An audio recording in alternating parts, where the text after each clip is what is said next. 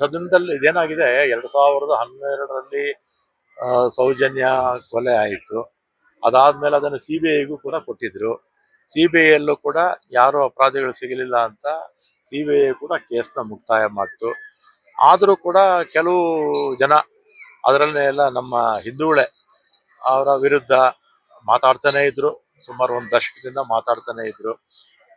ಇತ್ತೀಚೆಗೆ ಯಾರೋ ಒಬ್ಬ ಮುಸುಕುದಾರಿ ಹೋಗಿ ನಾನು ಇಷ್ಟು ಹೆಣಗಳನ್ನ ಹೂತಿದ್ದೀನಿ ಅಂತ ಹೇಳಿದಂಥ ಸಂದರ್ಭದಲ್ಲಿ ಅಲ್ಲಿ ಮ್ಯಾಜಿಸ್ಟ್ರೇಟ್ ಏನ್ ಮಾಡ್ತಾರೆ, ತನಿಖೆ ಮಾಡಿ ಅಂತ ಕೊಡ್ತಾರೆ.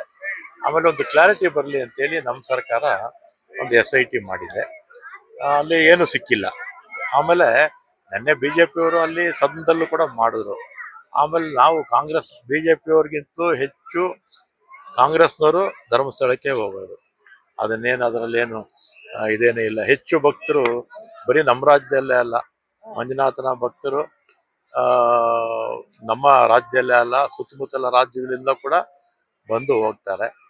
ಅದರ ಒಂದು ಕ್ಲಾರಿಟಿ ಬರಲಿ ಅಂತ ಮಾಡಿದ್ದಾರೆ.